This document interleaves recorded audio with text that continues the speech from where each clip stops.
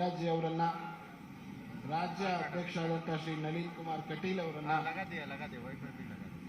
ನಮ್ಮ ನಾಯಕರಾದಂತಹ ಶ್ರೀ BS ಯಡಿಯೂರಪ್ಪ ಅವರನ್ನ, ಮಾನ್ಯ ಮುಖ್ಯಮಂತ್ರಿಗಳಾದಂತಹ ಶ್ರೀ ಬಸವರಾಜ ಬೊಮ್ಮಾಯಿ ಅವರನ್ನ, ಕೇಂದ್ರ ಸಚಿವರಾದಂತಹ ಶ್ರೀ ಪ್ರಹ್ಲಾದ್ ಜೋಶಿ ಅವರನ್ನ, ಮಾಜಿ ಮುಖ್ಯಮಂತ್ರಿಗಳಾದಂತಹ ಶ್ರೀ ಡಿ ಸದಾನಂದ ಗೌಡರನ್ನ, ಶ್ರೀ KS ಈಶ್ವರಪ್ಪನವರನ್ನ, ಶ್ರೀ R ಅಶೋಕ್ ಅವರನ್ನ, A ನಾರಾಯಣ ಸ್ವಾಮಿ ಅವರನ್ನ, ಶೋಭಾ ಕರಂದ್ಲಾಜೆ ಅವರನ್ನ, ಶ್ರೀರಾಮ್ಲು ಅವರನ್ನ, ಡಾಕ್ಟರ್ K ಸುಧಾಕರ್ ಅವರನ್ನ, ಅರವಿಂದ್ ಲಿಂಬಾವಳಿ ಅವರನ್ನ ಹಾಗೂ ಶ್ರೀ ಚಲವಾದಿ ನಾರಾಯಣ ಸ್ವಾಮಿ ಅವರನ್ನ ನಾನು ವೇದಿಕೆಗೆ ಆಹ್ವಾನವನ್ನ ಮಾಡ್ತಾ ಇದ್ದೇನೆ.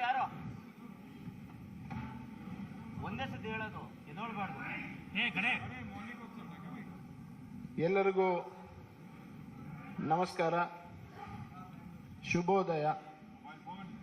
ಇವತ್ತಿನ ಭಾರತೀಯ ಜನತಾ ಪಾರ್ಟಿಯ ಪ್ರಜಾ ಪ್ರಣಾಳಿಕೆಯ ಬಿಡುಗಡೆಯ ಈ ಒಂದು ಸಂದರ್ಭದಲ್ಲಿ ವೇದಿಕೆ ಮೇಲಿರುವಂಥ ಎಲ್ಲ ಗಣ್ಯರನ್ನ ಹಾಗೂ ಅತಿಥಿಗಳನ್ನ ಸ್ವಾಗತಿಸಬೇಕು ಅಂತ ಹೇಳಿ ನಾನು ಪ್ರಣಾಳಿಕೆಯ ಸಂಚಾಲನಾ ಸಮಿತಿಯ ಸಂಚಾಲಕರಾದಂಥ ಡಾಕ್ಟರ್ K ಸುಧಾಕರ್ ಅವರನ್ನ ನಮ್ಮೆಲ್ಲರನ್ನು ಕೂಡ ಸ್ವಾಗತಿಸಬೇಕು ಈ ಒಂದು ಪ್ರಣಾಳಿಕೆ ಬಿಡುಗಡೆಗೆ ಅಂತೇಳಿ ಡಾಕ್ಟರ್ ಸುಧಾಕರ್ ಅವರನ್ನು ನಾನು ಸ್ವಾಗತಿಸ್ತಾ ಇದ್ದೀನಿ.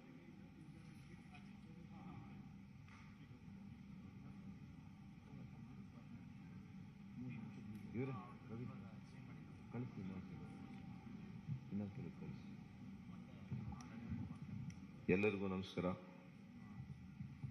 ನಮ್ಮೆಲ್ಲರ ರಾಷ್ಟ್ರೀಯ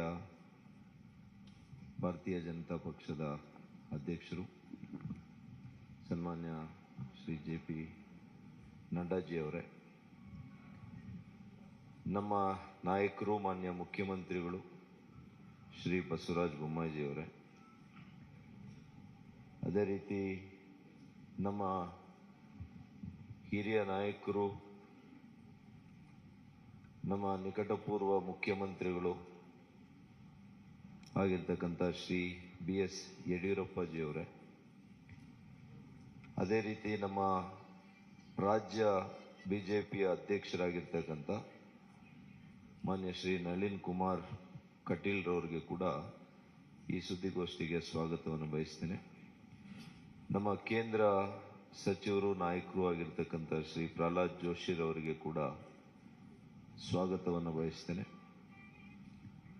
ಮಾಜಿ ಕೇಂದ್ರ ಸಚಿವರು, ಮಾಜಿ ಮುಖ್ಯಮಂತ್ರಿಗಳು ಆಗಿರ್ತಕ್ಕಂಥ ಶ್ರೀ DV ಸದಾನಂದ ಗೌಡರವರಿಗೆ ಕೂಡ ಸ್ವಾಗತವನ್ನು ಬಯಸ್ತೇನೆ.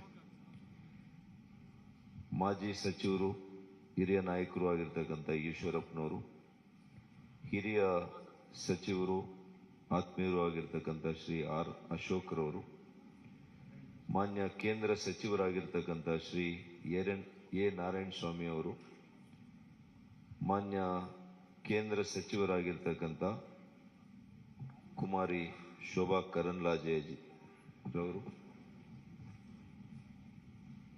ಮಾನ್ಯ ಸಚಿವರಾಗಿರ್ತಕ್ಕಂಥ ಶ್ರೀ B ಶ್ರೀರಾಮ್ಲು ಅವರು, ಮಾಜಿ ಸಚಿವರು, ಹಿರಿಯ ನಾಯಕರಾಗಿರ್ತಕ್ಕಂಥ ಶ್ರೀ ಅರವಿಂದ್ ಲಿಂಬಾವಳಿ ಅವರು, ವಿಧಾನ ಪರಿಷತ್ನ ಸದಸ್ಯರಾಗಿರ್ತಕ್ಕಂಥ ಶ್ರೀ ಚಲವಾದಿ ನಾರಾಯಣ ಸ್ವಾಮಿ ಅವರು,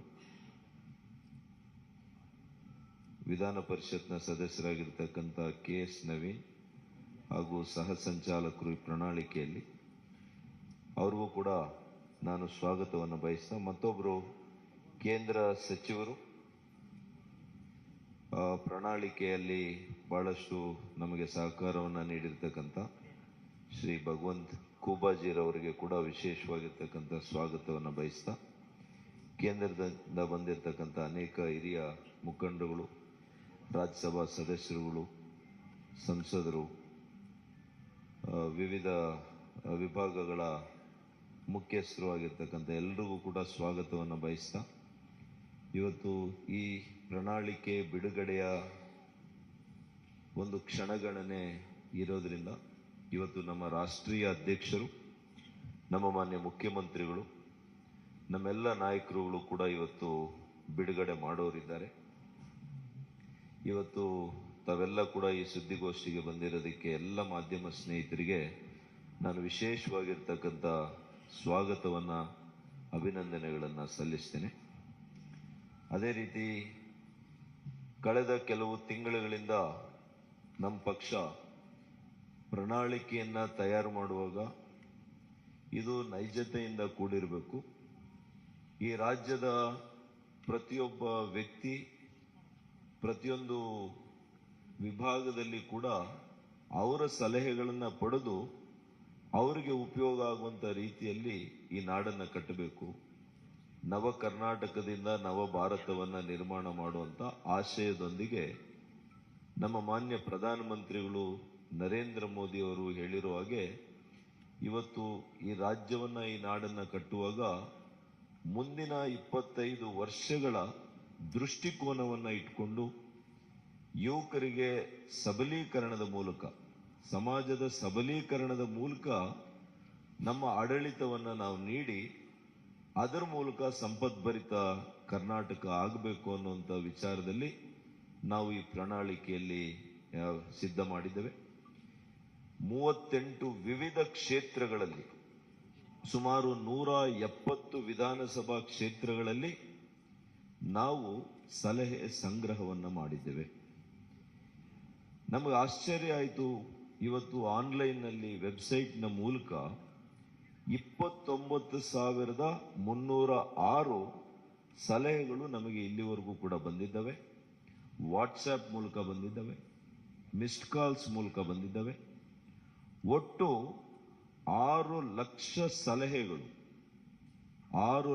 ಸಲಹೆಗಳು ಇವತ್ತು ಇಡೀ ರಾಜ್ಯದಿಂದ ನಮ್ಮೆಲ್ಲ ಏನು ವಿಜಯ ಸಂಕಲ್ಪ ಯಾತ್ರೆ ಕೈಗೊಂಡಾಗ, ಬೂತ್ ಅಭಿಯಾನ ಕೈಗೊಂಡಾಗ, ನಮ್ಮ ವಿಧಾನಸಭೆ ಕ್ಷೇತ್ರದಲ್ಲಿ ನಾವು ಸಲಹಾ ಸಂಗ್ರಹ ಸಮಿತಿ ಸಭೆಗಳನ್ನು ಕೈಗೊಂಡಾಗ ಇವೆಲ್ಲ ಸಲಹೆಗಳು ಕೂಡ ನಮಗೆ ಬಂದಿದೆ. ನಾನು ಕೇಂದ್ರ ಸಚಿವರಿಗೆ, ಕೇಂದ್ರ ನಾಯಕರಿಗೆ ಈ ಸಂದರ್ಭದಲ್ಲಿ ಅಭಿನಂದನೆ ಸಲ್ಲಿಸ್ತೇನೆ. ಸುಮಾರು 17 ರಾಷ್ಟ್ರೀಯ ನಾಯಕರು ಕೂಡ ಈ ನಮ್ಮ ಪ್ರಣಾಳಿಕೆ ಸಿದ್ಧ ಮಾಡುವಂಥ ಸಭೆಗಳಲ್ಲಿ ಅವರು ಭಾಗವಹಿಸಿದ್ರು. ಅವರಿಗೆ ವಿಶೇಷ ಕೃತಜ್ಞತೆಯನ್ನು ನಾನು ಅರ್ಪಿಸ್ತೇನೆ. ಅದೇ ರೀತಿ ಆಯಾ ವಿಷಯ ತಜ್ಞರು, ವಿಶೇಷವಾಗಿರ್ತಕ್ಕಂತಹ ಪರಿಣಿತರು, ಇವ್ರ ಕಡೆಯಿಂದ ಕೂಡ ನಾವು ಚರ್ಚೆ ಮಾಡಿ ಸುಮಾರು 900 ಸಲಹೆಗಳು ಅವ್ರ ಕಡೆಯಿಂದ ಕೂಡ ಬಂದಿದ್ದಾವೆ. ಮತ್ತು ಅದರ ಜೊತೆಗೆ 50 ಸೆಕ್ಟೋರಲ್ ಎಕ್ಸ್ಪರ್ಟ್ಸ್ ಅಂತ ಇದ್ರು. ಅವ್ರ ಕಡೆಯಿಂದ ಕೂಡ ನಾವು ಅವರವರ ಕ್ಷೇತ್ರದಲ್ಲಿ ಯಾವ ರೀತಿ ನಮ್ಮ ರಾಜ್ಯಕ್ಕೆ ಒಳಿತಾಗುತ್ತೆ, ಅದು ರೈತರಿಗೆ, ಕೂಲಿ ಕಾರ್ಮಿಕರಿಗೆ, ಬಡವರಿಗೆ, ಇವತ್ತು ಮಕ್ಕಳ ಆರೋಗ್ಯ ವಿಚಾರದಲ್ಲಿ, ಪ್ರತಿಯೊಂದು ಕ್ಷೇತ್ರದಲ್ಲಿ ಕೂಡ ಯಾವ ರೀತಿ ನಾವು ಬದಲಾವಣೆಯನ್ನು ತರಬಹುದು, ಯಾವ ರೀತಿ ಈ ರಾಜ್ಯದ ಪ್ರಗತಿಯನ್ನ ಮತ್ತಷ್ಟು ಉತ್ತುಂಗಕ್ಕೆ ತೆಗೆದುಕೊಂಡು ಹೋಗ್ಬೋದು ಅನ್ನುವಂಥ ನಿಟ್ಟಿನಲ್ಲಿ ವಿಚಾರ ಮಾಡಿ, ಬೇರೆ ಪಕ್ಷಗಳ ರೀತಿಯಲ್ಲಿ ಸುಳ್ಳು ಭರವಸೆಗಳನ್ನು ಕೊಡದೆ ಇವತ್ತು ಬಿಜೆಪಿಯ ಭರವಸೆ ಮಾನ್ಯ ನರೇಂದ್ರ ಮೋದಿಯವರು ಕಳೆದ 9 ವರ್ಷಗಳು ನಿರಂತರವಾಗಿ ಏನು ಕಾರ್ಯಕ್ರಮಗಳು ಕೊಟ್ಟಿದ್ದಾರೆ, ಈಗಾಗಲೇ ಈ ಎಲ್ಲ ಕಾರ್ಯಕ್ರಮಗಳು ಜನರ ಮನೆ ಬಳಿಗೆ ಇವತ್ತು ತಲುಪಿದೆ. ಅದೇ ಇವತ್ತು ಜನರು ನಮ್ಮ ಮೇಲಿಟ್ಟಿರ್ತಕ್ಕಂಥ ವಿಶ್ವಾಸ. ಹಾಗಾಗಿ ನಮ್ಮ ಭರವಸೆಯಲ್ಲಿ ಅವರಿಗೆ ವಿಶ್ವಾಸ ಇದೆ. ಬೇರೆ ಪಕ್ಷಗಳು ಈ ರೀತಿಯ ಭರವಸೆಗಳನ್ನು ಬೇರೆ ರಾಜ್ಯಗಳಲ್ಲಿ 13 ರಾಜ್ಯಗಳಲ್ಲಿ ಕೊಟ್ಟಿದ್ದಾರೆ. ಆದರೆ ಆ ಪಕ್ಷಗಳನ್ನು ಆ ರಾಜ್ಯಗಳಲ್ಲಿ ತಿರಸ್ಕಾರ ಮಾಡಿದ್ದಾರೆ. ಯಾಕೆ ಅಂದರೆ ಅವರುಗಳ ಮೇಲಾಗಲಿ, ಅವರ ಭರವಸೆಗಳ ಮೇಲಾಗಲಿ ಯಾವುದೇ ಇವತ್ತು ವಿಶ್ವಾಸ ಜನರಿಗೆ ಈ ದೇಶದಲ್ಲಿಲ್ಲ. ಯಾವ ರಾಜ್ಯಗಳಲ್ಲಿ ಅವರು ಆಡಳಿತಕ್ಕೆ ಬಂದಿದ್ದಾರೆ, ಉದಾಹರಣೆಗೆ ರಾಜಸ್ಥಾನ, ಮಧ್ಯಪ್ರದೇಶ, ಸ್ವಲ್ಪ ದಿನ ಮಹಾರಾಷ್ಟ್ರದಲ್ಲಿ, ಅಲ್ಲಿ ಅವರು ಕೊಟ್ಟಂತ 5 ವರ್ಷಗಳ ಹಿಂದೆ ಕೊಟ್ಟಂತ ಭರವಸೆಗಳಲ್ಲಿ ಒಂದು ಭರವಸೆ ಕೂಡ ಅದು ಈಡೇರಿಸಲಿಕ್ಕೆ ಅವ್ರ ಕೈಲಿ ಆಗಿಲ್ಲ. ಹಾಗಾಗಿ ಅವರು ಜನರ ದಿಕ್ಕನ್ನು ತಪ್ಪಿಸುವಂತ ಕೆಲಸ ಅವರು ಮಾಡಿರೋದ್ರಿಂದ ಇವತ್ತು ಜನರು ಅವರನ್ನ ಯಾರು ಕೂಡ ವಿಶ್ವಾಸಕ್ಕೆ ತೆಗೆದುಕೊಳ್ಳುವಂತ ಪ್ರಶ್ನೆ ಇಲ್ಲ.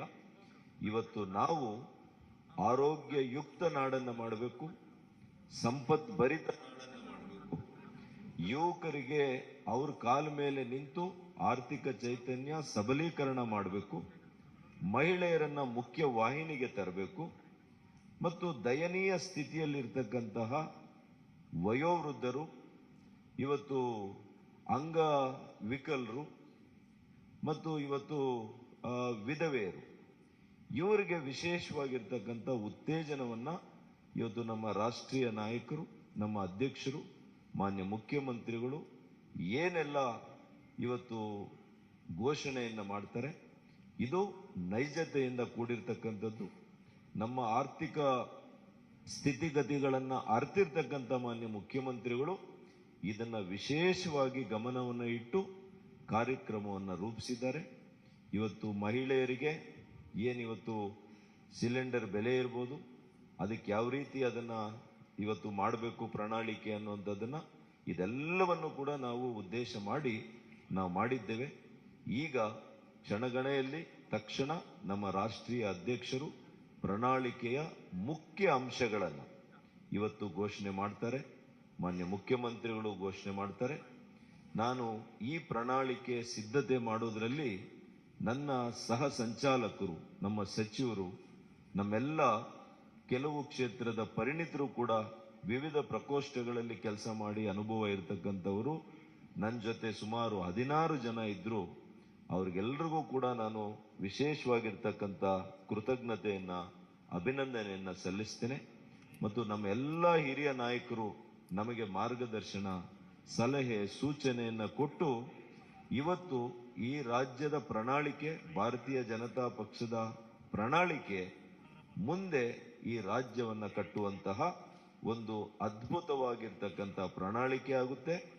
ನಾವು ಭಗವದ್ಗೀತೆಯನ್ನ ಎಷ್ಟು ಭಕ್ತಿಯಿಂದ ಇವತ್ತು ನಾವು ನೋಡ್ತೇವೆ, ಅಷ್ಟೇ ಭಕ್ತಿಯಿಂದ ಇವತ್ತು ನಮ್ಮ ಪ್ರಣಾಳಿಕೆಯನ್ನ ನಾವು ಇವತ್ತು ಕಂಡುಕೊಳ್ತೀವಿ ಅಂತ ಹೇಳಿ ಇವತ್ತು ನನ್ನ ಮಾತನ್ನು ಮುಗಿಸ್ತೀನಿ. ನಮಸ್ಕಾರ.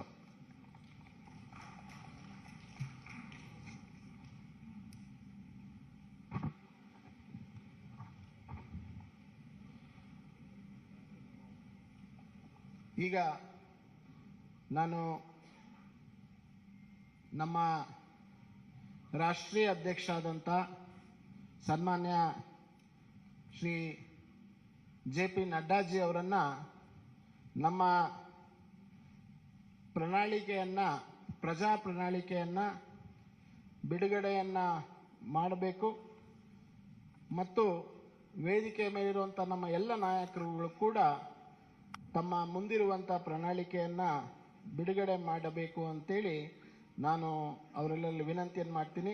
I request honourable national president Shri JP ನಡ್ಡಾಜಿ to kindly release the manifesto of Bharatiya Janata Party.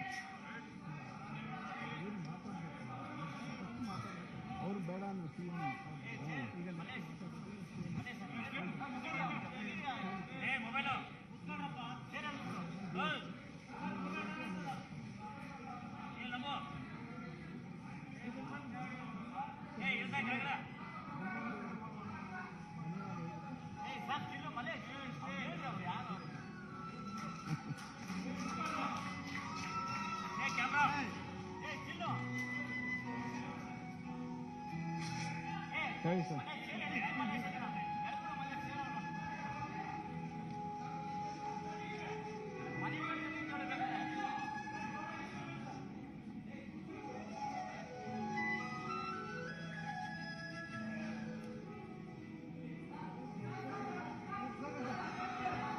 ಇಲ್ಲಿ ಬನ್ನಿ ಸರ್. ಅಣ್ಣ ಒಂದು ಸರಿ ಒಂದು ಸರಿ ಸರ್, ಒಂದು ಸರ್ ಸರ್ ಮುಂದೆ ಬನ್ನಿ, ಮುಂದೆ ಬನ್ನಿ. ಬಾ ಜಾಗ ಮಾಡಿಸ್ತೀನಿ ಸರ್. ಸರ್ ಸ್ವಲ್ಪ ಹಾಂ ಬನ್ನಿ ನವೀನ್ ನವೀನ್ ನವೀನ್ ಬನ್ನಿ ಸರಿ.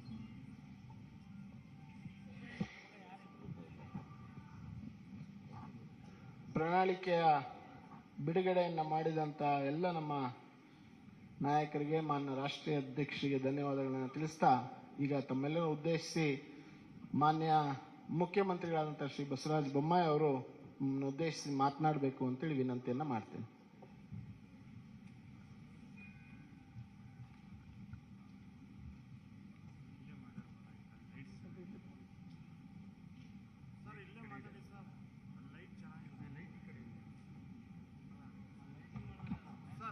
ಸರ್ ಲೈಟ್ ಈ ಕಡೆ ಇದೆ, ಸರ್ ಈ ಕಡೆ ಬನ್ನಿ, ಈ ಕಡೆ ಬನ್ನಿ ಸರ್, ಲೈಟ್ ಇದೆ ಸರ್, ಅಲ್ಲಿ ಲೈಟ್ ಚೆನ್ನಾಗಿಲ್ಲ.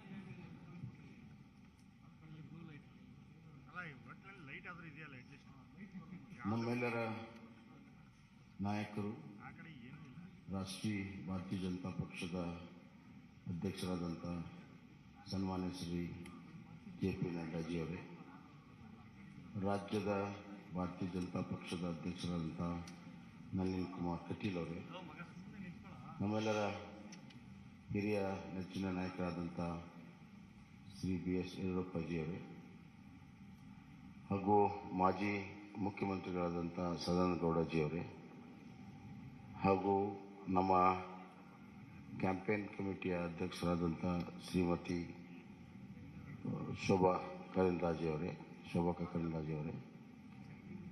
ಅಶೋಕ್ ಅವರೇ, ಮತ್ತು ಈ ಪ್ರಣಾಳಿಕೆಯ ಸಮಿತಿಯ ಸಂಚಾಲಕರಾಗಿ ಕೆಲಸ ಮಾಡಿದಂಥ ಡಾಕ್ಟರ್ ಸುಧಾಕರ್ ಅವರೇ, ವೇದಿಕೆ ಮೇಲೆ ಇರುವಂಥ ಎಲ್ಲ ಹಿರಿಯ ನಾಯಕರೇ, ಇಲ್ಲಿ ಅಪಾರ ಸಂಖ್ಯೆಯಲ್ಲಿ ನೆರೆದಿರುವಂಥ ನನ್ನ ಮಾಧ್ಯಮದ ಸ್ನೇಹಿತರು, ಭಾರತೀಯ ಜನತಾ ಪಕ್ಷ the party with the difference. ಈ ಹಿನ್ನೆಲೆಯಲ್ಲಿ ಇಡೀ ರಾಷ್ಟ್ರದ ಆಡಳಿತ ಚುಕ್ಕಾಣಿ ಹಿಡಿದಿರುವಂಥ ಒಂದು ಪಕ್ಷ, ರಾಜ್ಯದಲ್ಲಿ ಆಡಳಿತ ಮಾಡುತ್ತಿರುವಂಥ ಒಂದು ಪಕ್ಷ,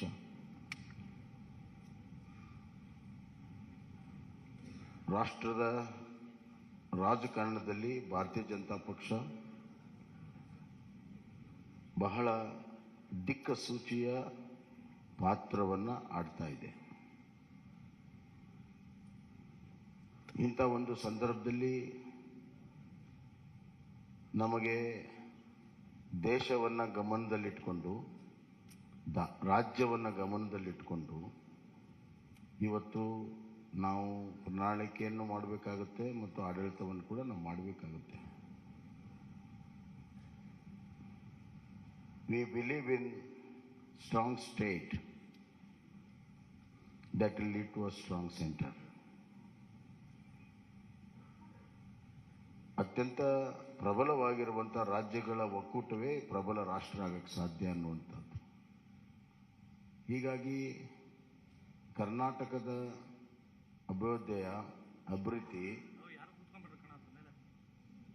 ಮತ್ತು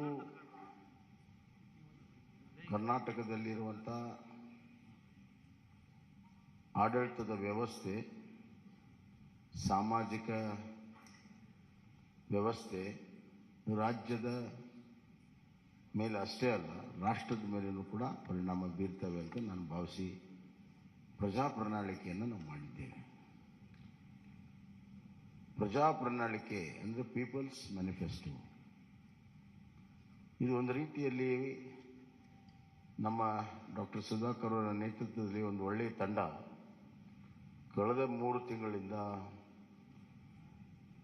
ಬೇರೆ ಬೇರೆ ಹಂತದಲ್ಲಿ ಸಾಮಾನ್ಯ ಜನರಿಂದ ಹಿಡಿದು ಪರಿಣಿತರವರೆಗೂ ಎಲ್ಲರ ಅಭಿಪ್ರಾಯವನ್ನು ಪಡ್ಕೊಂಡು ಆನ್ಲೈನ್ ಲಕ್ಷಾಂತರ ಜನರಿಗೆ ಅಭಿಪ್ರಾಯ ಕೊಡೋದಕ್ಕೆ ಅವಕಾಶಗಳನ್ನು ಮಾಡಿಕೊಟ್ಟು ಜನರ ಭಾವನೆ, ಜನರ ಧ್ವನಿ ಇದರಲ್ಲಿ ಅಳವಡಿಸಿ ಇದು ನಿಜವಾಗ್ಲೂ ಕೂಡ ಪ್ರಜಾ ಪ್ರಣಾಳಿಕೆಯಾಗಿ ಹೊರಹೊಮ್ಮಿದೆ ಅಂತ ನಾನು ಭಾವಿಸಿದ್ದೇನೆ.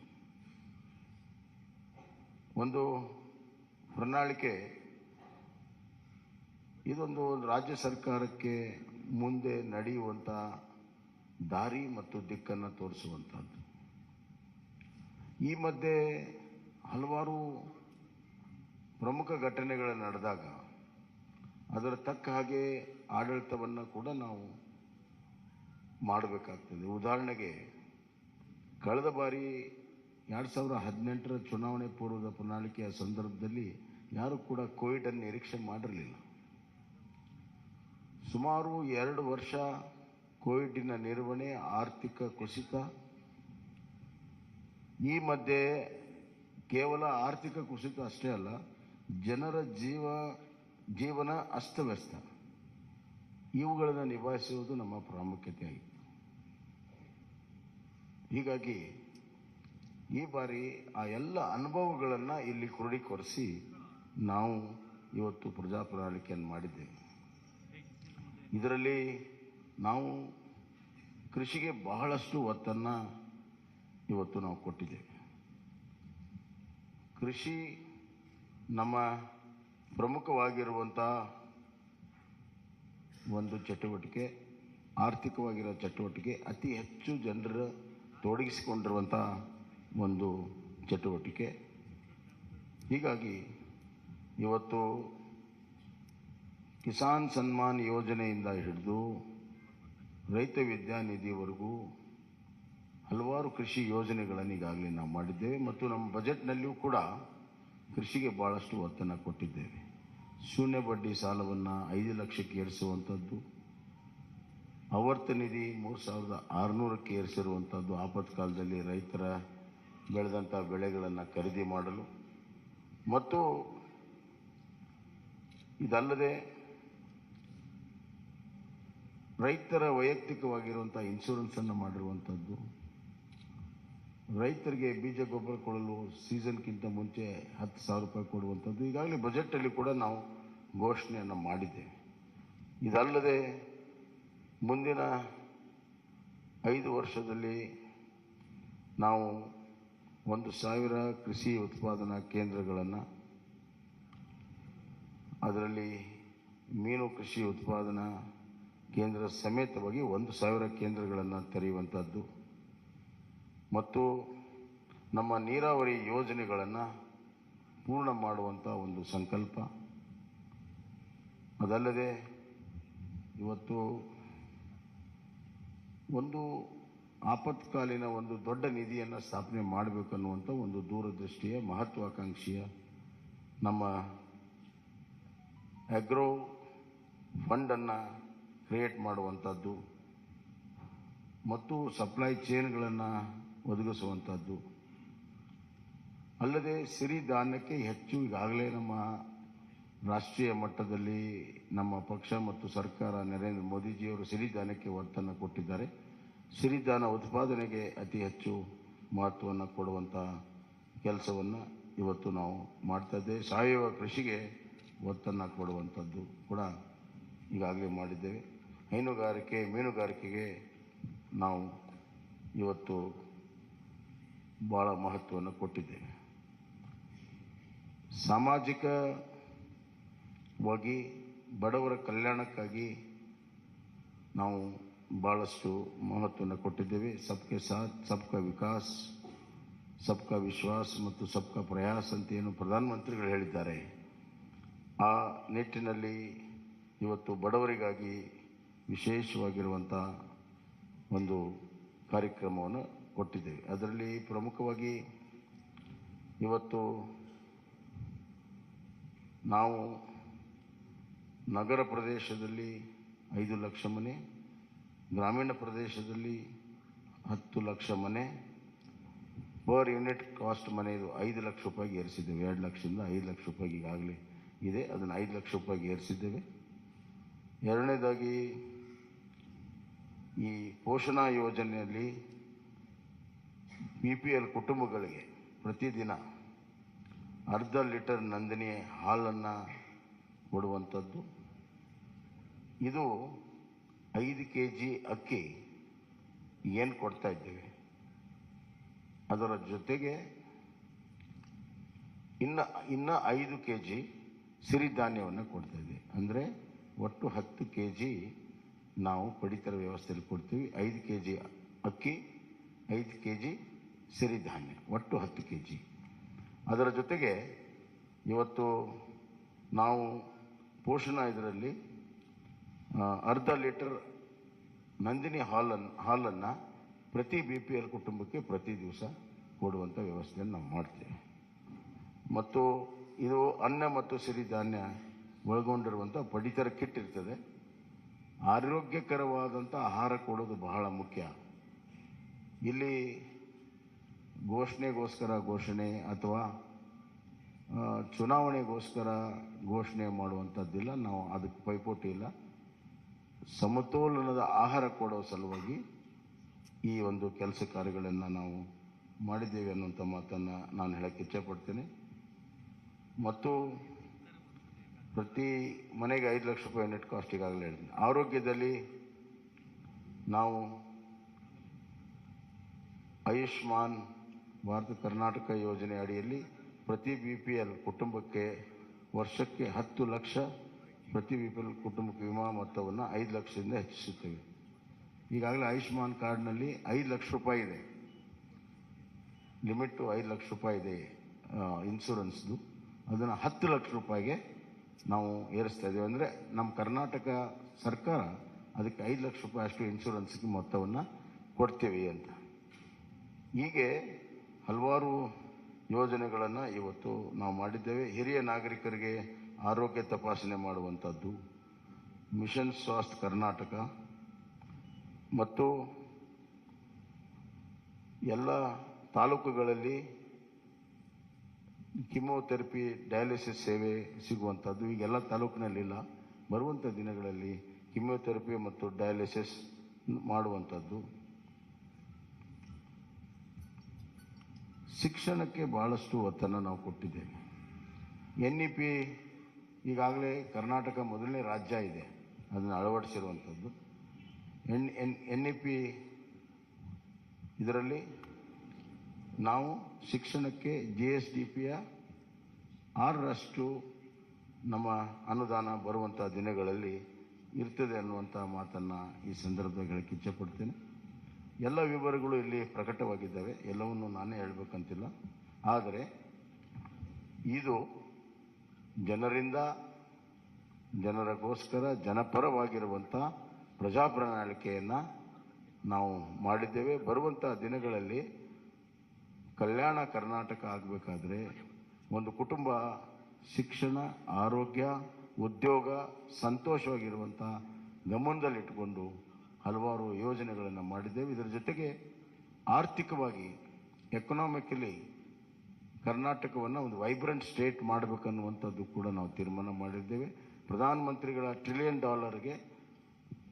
$5 ಟ್ರಿಲಿಯನ್ $1 ಟ್ರಿಲಿಯನ್ ಕಾಂಟ್ರಿಬ್ಯೂಷನ್ ಕರ್ನಾಟಕ ಮಾಡಬೇಕನ್ನುವಂಥ ಗುರಿಯಿಂದ ಅದರಲ್ಲಿ ಇಂಡಸ್ಟ್ರಿಯಲೈಸೇಷನ್ನು ಮತ್ತು IT, BT ಎಲ್ಲ ಸೆಕ್ಟರಲ್ಲೂ ಕೂಡ ನಾವು ಹೆಚ್ಚಿನ ಒಂದು ಪ್ರೋತ್ಸಾಹ ಕೊಡುವಂಥದ್ದು ಕೂಡ ನಾವು ಮಾಡಿದ್ದೇವೆ.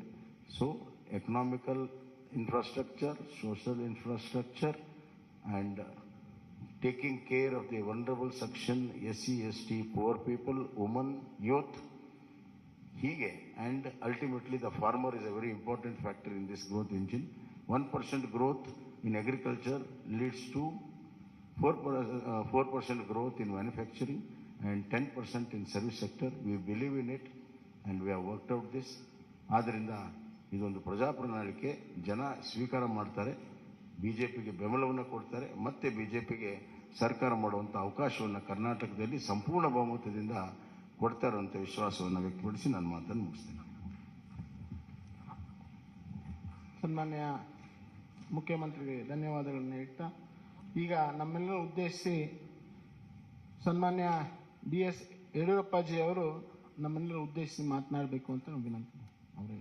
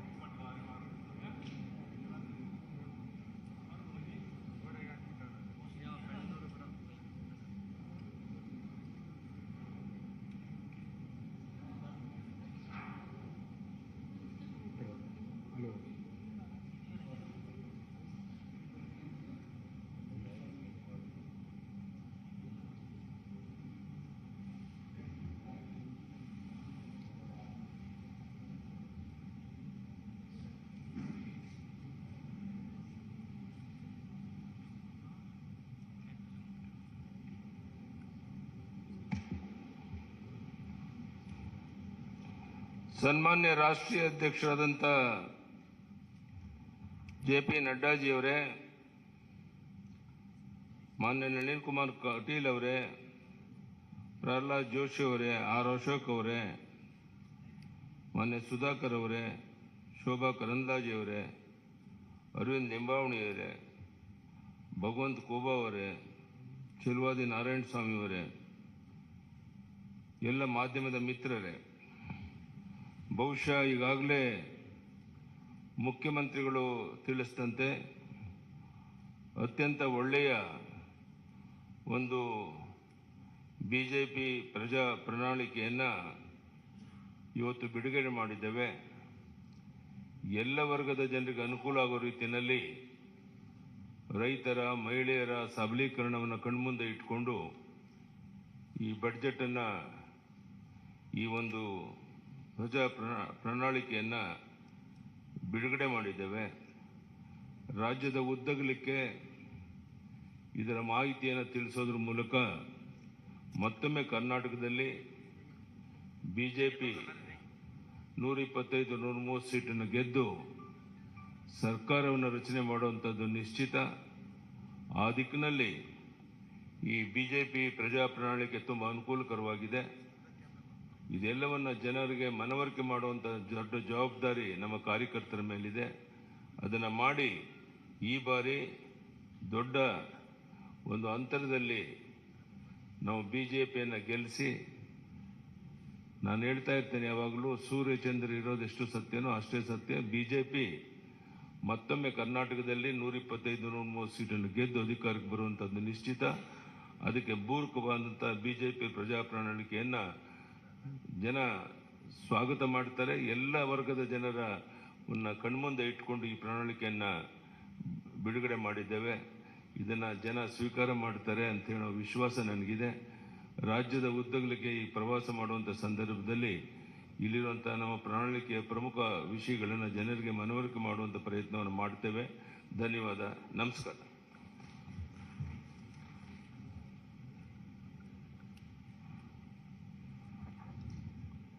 ನಮ್ಮೆಲ್ಲರನ್ನ ಉದ್ದೇಶಿಸಿ ಮಾತನಾಡಿದಂಥ ಶ್ರೀ ಬಿ.ಎಸ್. ಯಡಿಯೂರಪ್ಪಾಜಿ ಅವರಿಗೆ ವಂದನೆಗಳನ್ನು ತಿಳಿಸ್ತಾ, ಈಗ ನಮ್ಮೆಲ್ಲರನ್ನ ಉದ್ದೇಶಿಸಿ ನಮ್ಮ ಭಾರತೀಯ ಜನತಾ ಪಾರ್ಟಿಯ ರಾಷ್ಟ್ರೀಯ ಅಧ್ಯಕ್ಷರು, ನಮ್ಮೆಲ್ಲರ ನಾಯಕರು ಆದಂಥ ಸನ್ಮಾನ್ಯ ಶ್ರೀ ಜಗತ್ ಪ್ರಕಾಶ್ ನಡ್ಡಾಜಿ ಅವರು ತಮ್ಮನ್ನು ಉದ್ದೇಶಿಸಿ ಮಾತನಾಡಬೇಕು ಅಂತೇಳಿ ನಾನು ಅವರಿಗೆ ವಿನಂತಿಯನ್ನು ಮಾಡ್ತೀನಿ. I now ಹಂಬಲಿ request our beloved national president Shri Jagat Prakash Nadda ji to kindly address the media on the release of our Praja Pranalike.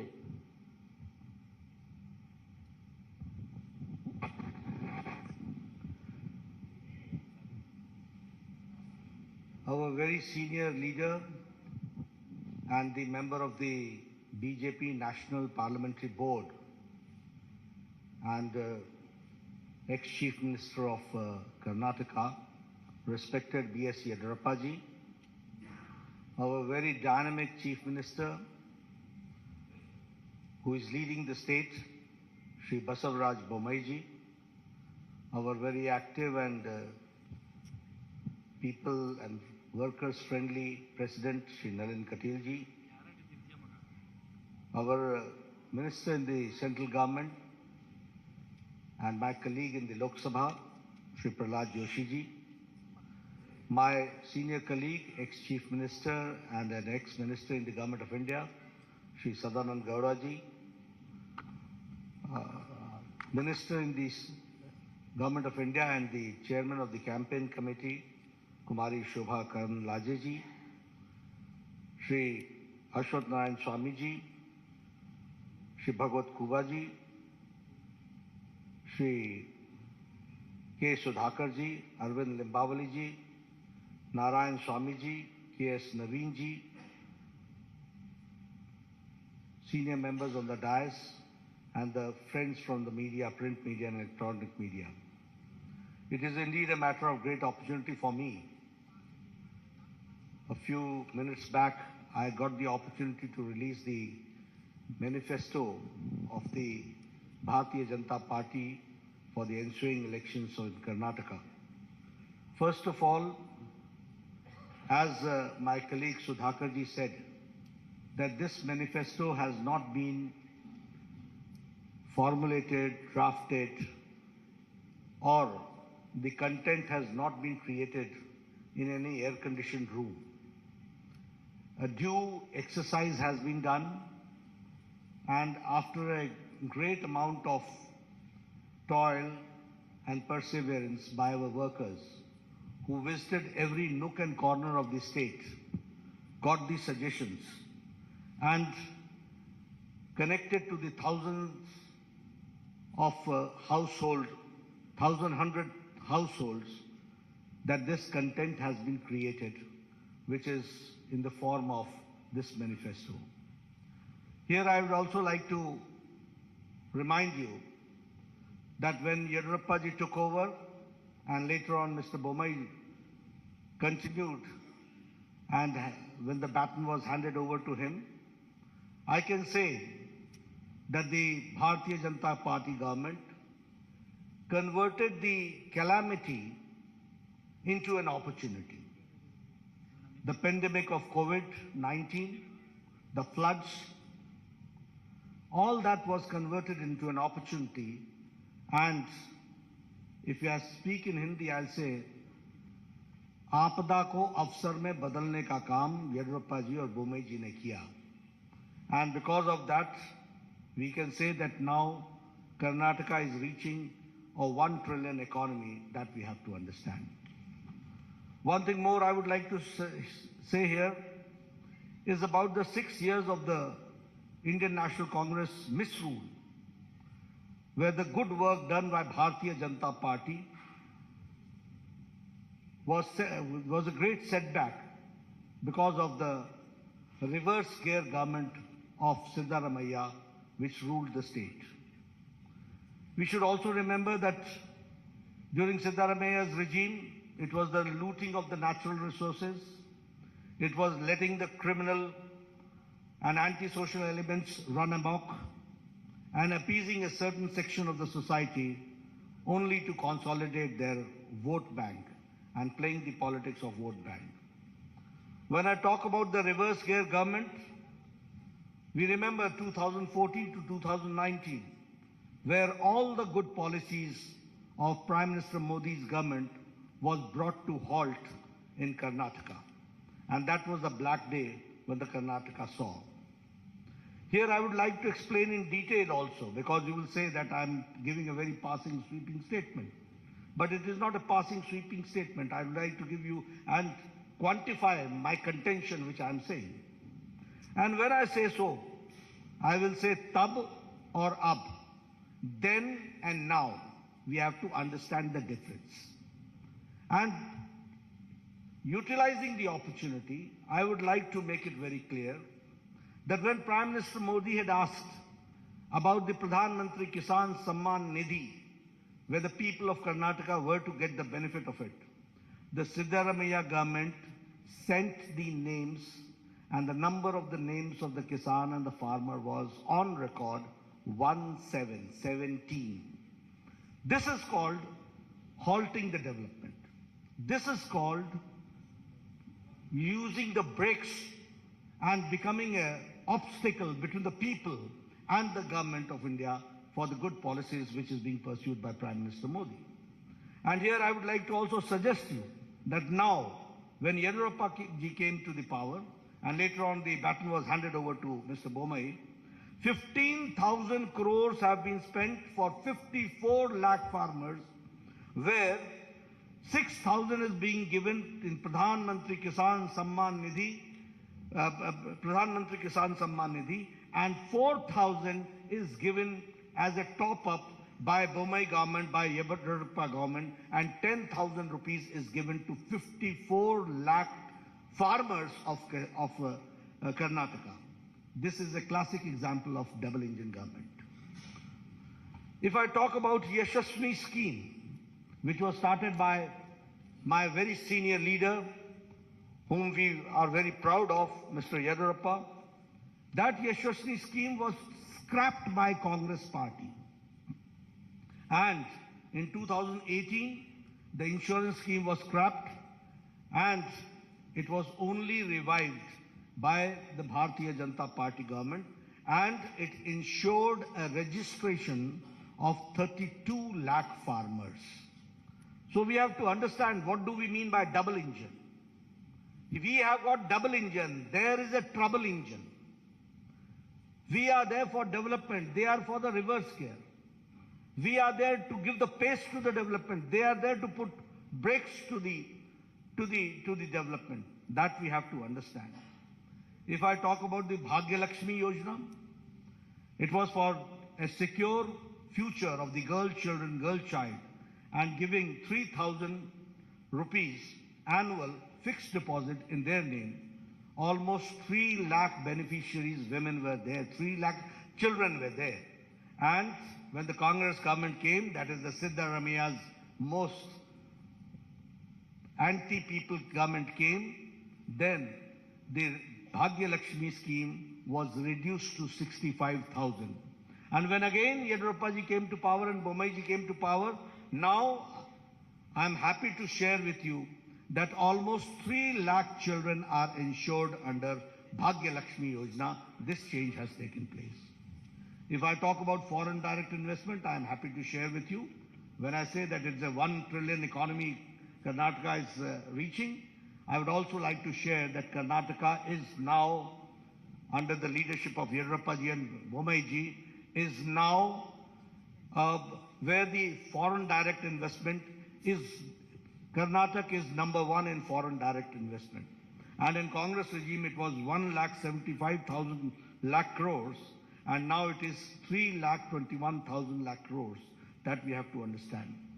If I talk about the average irrigation budget, it was 11,600 crore during Congress regime, and now it is 21,201 crore, which is an increase of 80%. That we have to understand. If I talk about the establishment of health and wellness centers, I was the health minister at that point of time when Siddaramaiah was the chief minister. And with a lot of push by the government of India and by the support of government of India, the Congress regime could only open 548 health and wellness centers were operationalized. But under Bommai ji's regime, health and wellness centers has reached the number of 8,618. This is the pace of the government in the health sector that we have to understand. During Congress regime, there was a breakdown of law and order, and the PFI was given a free hand to terrorize people, and you will be astonished to know that Bengaluru became the second most unsafe city for women in India, and that was the time when Mr. Siddaramaiah withdrew 175 criminal cases against PFI, Popular Front of India.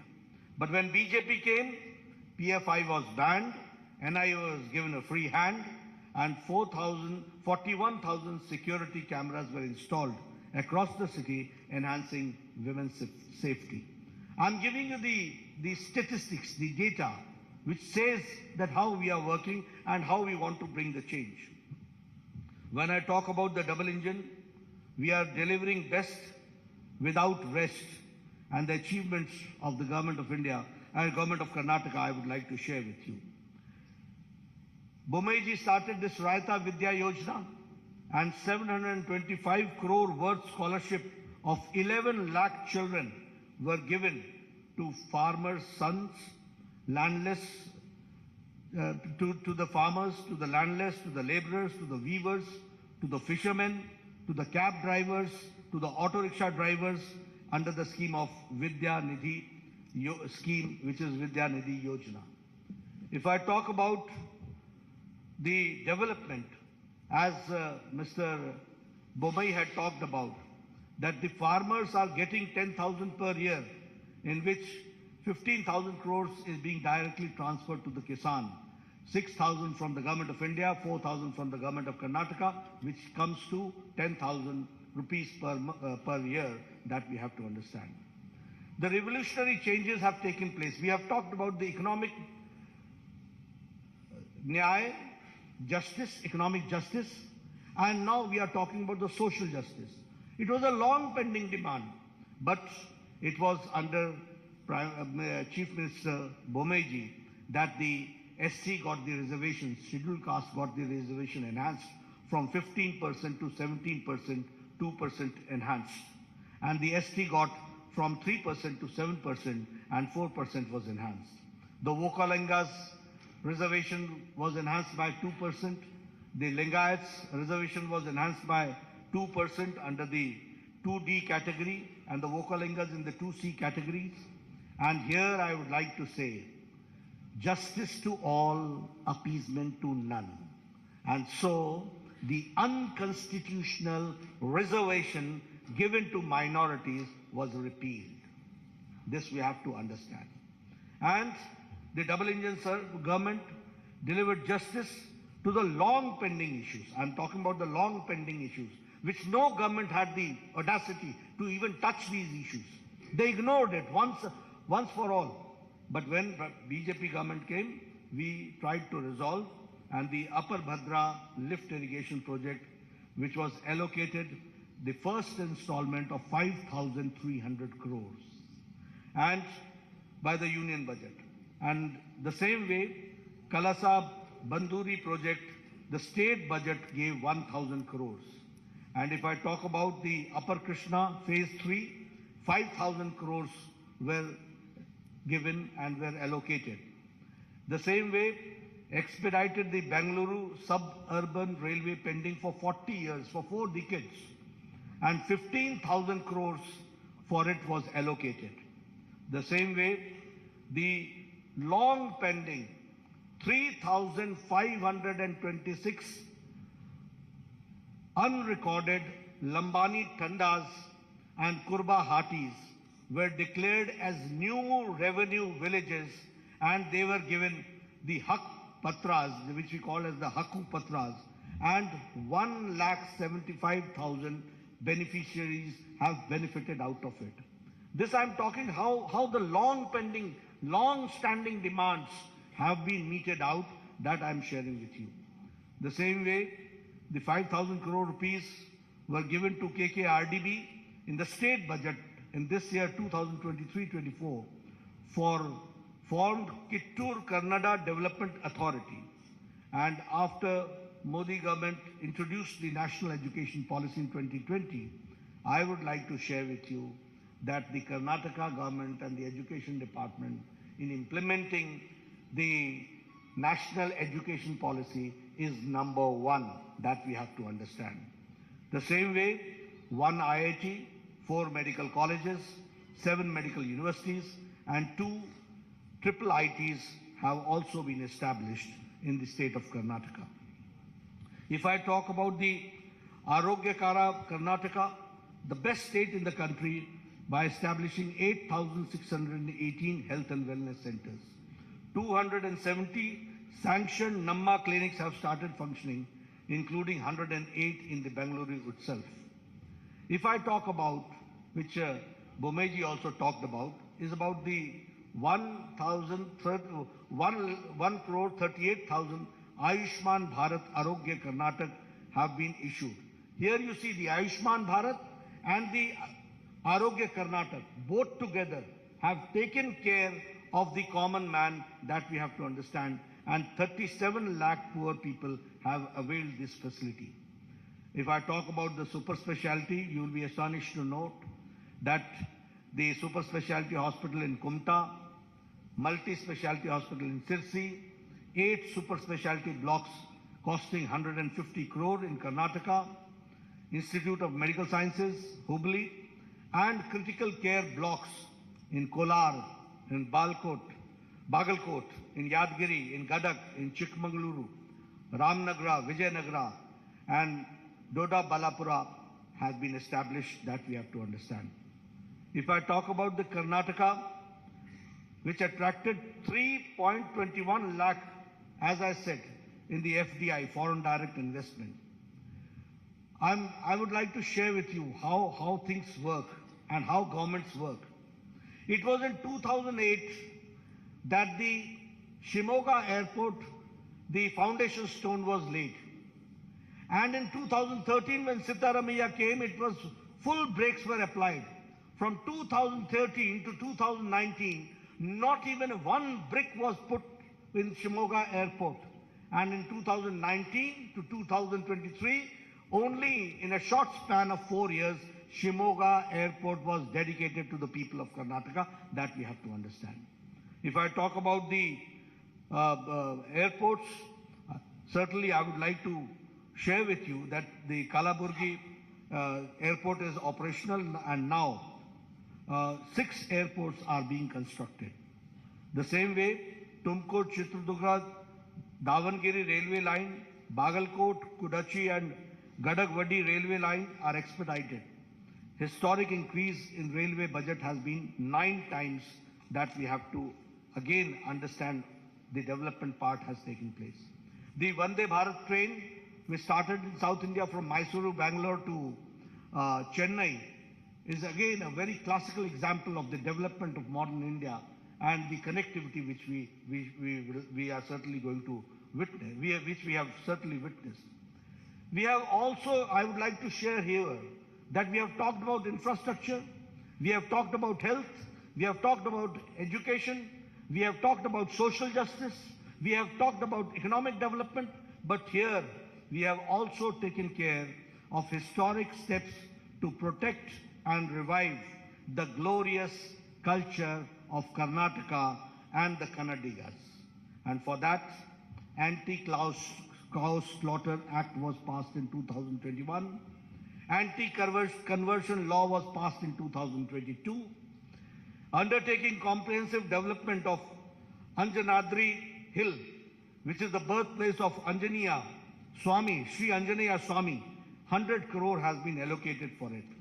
And the Anubhav Mantapa, 612 crores for the honor of the Shri Basveshwara, and again undertaking the construction of the majestic Rama Mandira at Ramnagara. All this shows how we have tried to revive the historic culture of Karnataka and the pride of the Kannadigas. That we have taken care.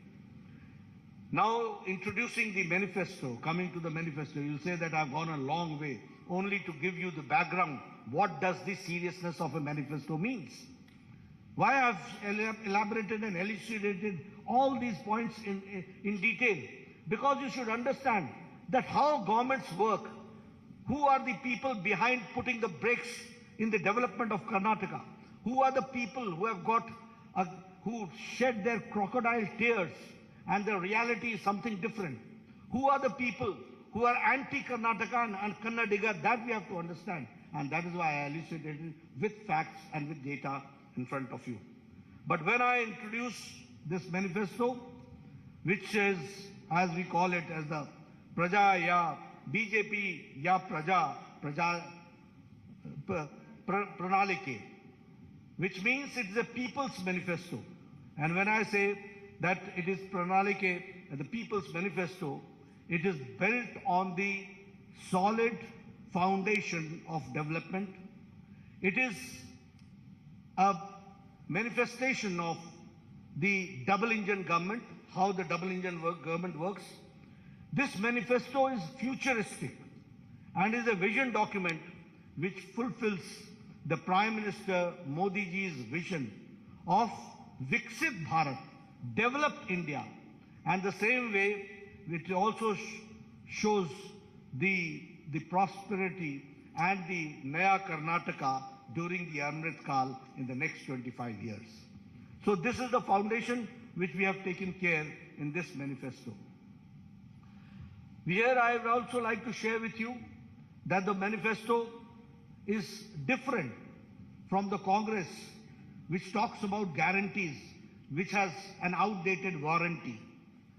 Where everything, they talk about guarantee which has got an outdated warranty. They have never given anything. They have only talked about it. But when we say we mean it, and it is the manifesto, which is forward-looking document, it contains a realistic, achievable promise which will fulfill the aspirations of Karnataka's youth, farmer, women, weavers, middle class, SC, ST communities, and also all sections of the society will be taken care. Our manifesto is centered around 6 themes. And these 6 themes are 6A. Number 1 is Anna, which means food security. Number 2 is Akshara, which means quality education. Arogya, which means affordable and accessible health care. Adaya, which means assured income support. And Abhaya, social justice for all. And Aviruddhi means development, prosperity for all. Under this 6 themes, our manifesto is centered around. And through this vision document, we have tried to restore the prosperity of Karnataka and the glory days of the Vijayanagara Empire. That is what we want. And for that, it is the foundation which we are, through this manifesto, we are keeping, and we are trying to see that in next 25 years, how do we go forward. And when I say so, I would also like to say that it is a double engine Sarkara, where both the engines, and I will not say only double engine, it is a powerful engine also that we have to understand. We have got double engine, we have got powerful engine, there you had a trouble engine, and there you had a reverse gear engine. That you have to understand. And only applying brakes was there. When I talk about the Anna, the food security, we will provide, as Bomai Saab said, that we will be providing 3 free cooking gas cylinders to all BPL families annually, 1 each during the months of Yugadi, during Ganesh Chaturthi and Deepavali. The same way, we will set up an Atal Ahar Kendra in every ward of every municipal corporation in the state to provide affordable, quality and healthy food across the state. We will launch the scheme called Poshana, the scheme through which every BPL household will be provided with a half a liter Nandini milk every day and 5 kg of Shri Anna, which is the Shri Dhanya, along with 5 kg of rice will be provided to all BPL families in the monthly ration kit. The same way, if I talk about Abhaya, the social justice for all, we will implement uniform civil code in Karnataka based on the recommendations given by a high-level committee which is to constitute for this purpose. We will also launch the Sarva Rigu Suru Yojana, under which Revenue Department will identify and distribute 10 lakh housing sites across the state to all the siteless, homeless beneficiaries.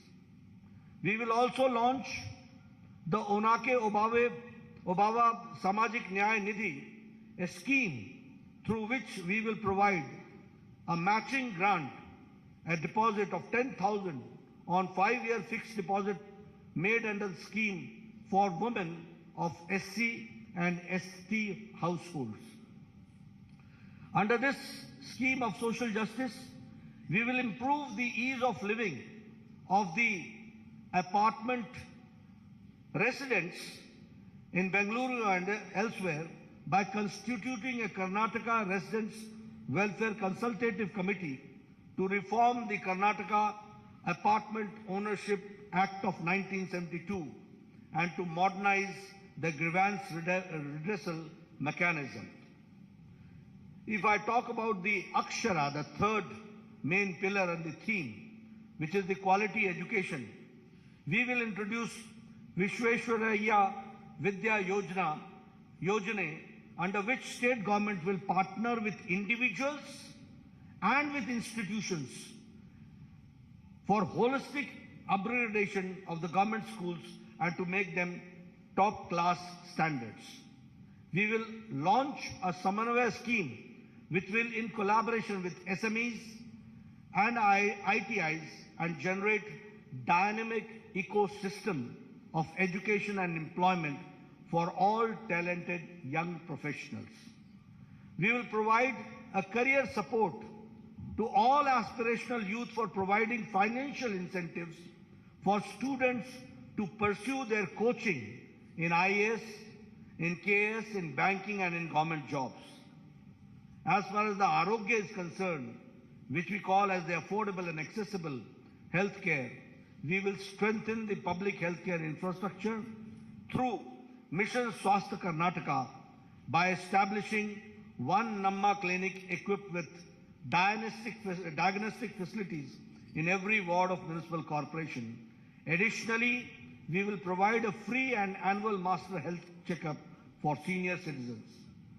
For Vriddhi, prosperity and development for all, we will establish SCR, State Capital Region in Bengaluru, encompassing the comprehensive city development strategy, cohesive transportation networks, and cutting-edge digital integration.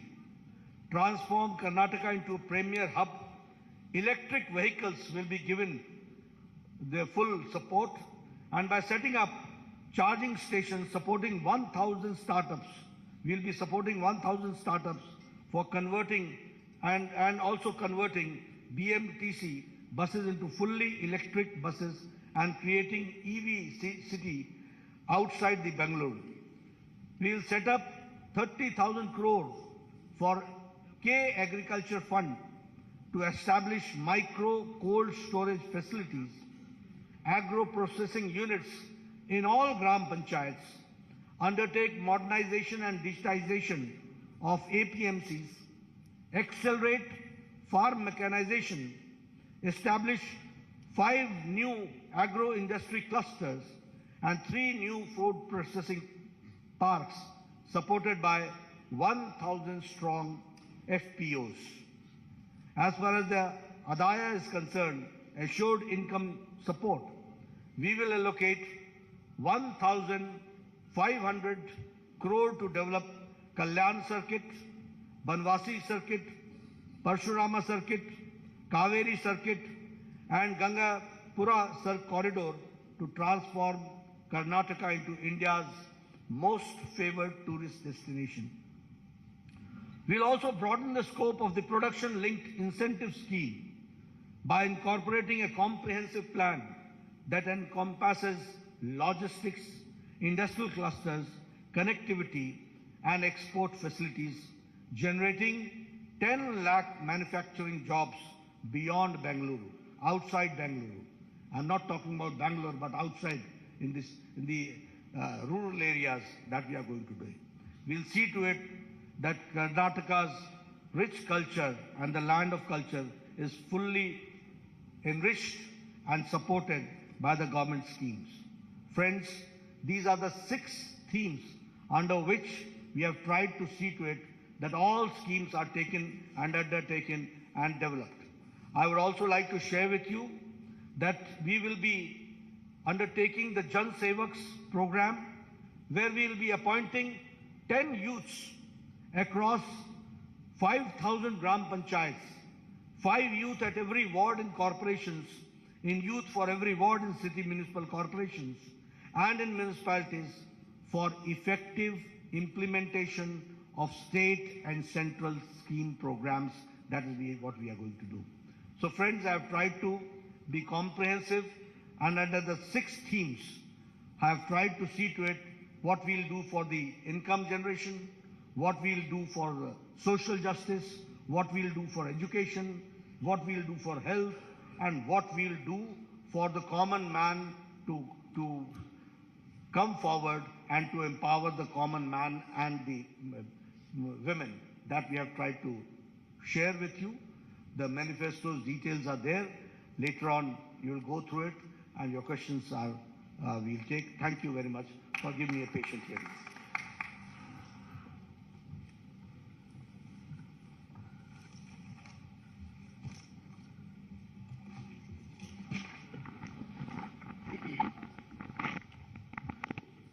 ಆರು ಪ್ರಮುಖ ಸೂತ್ರಗಳ ತಲಹದಿಯಲ್ಲಿ ನಮ್ಮ ಪ್ರಜಾ ಪ್ರಣಾಳಿಕೆಯ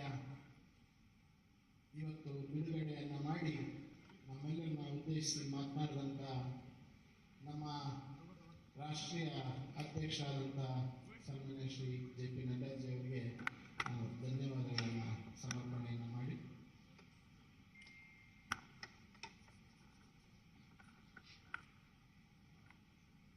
ಈಗ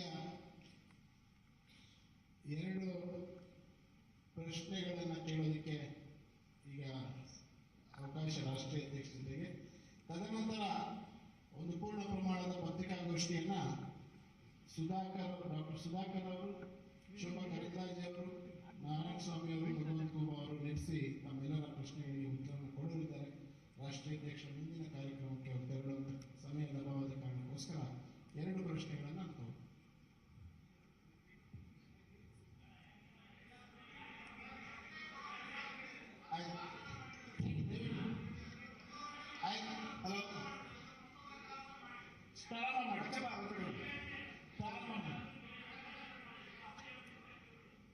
ಪ್ರಾರಂಭ ಮಾಡಿ ದಯವಿಟ್ಟು ಕ್ಷಮಿಸಿ.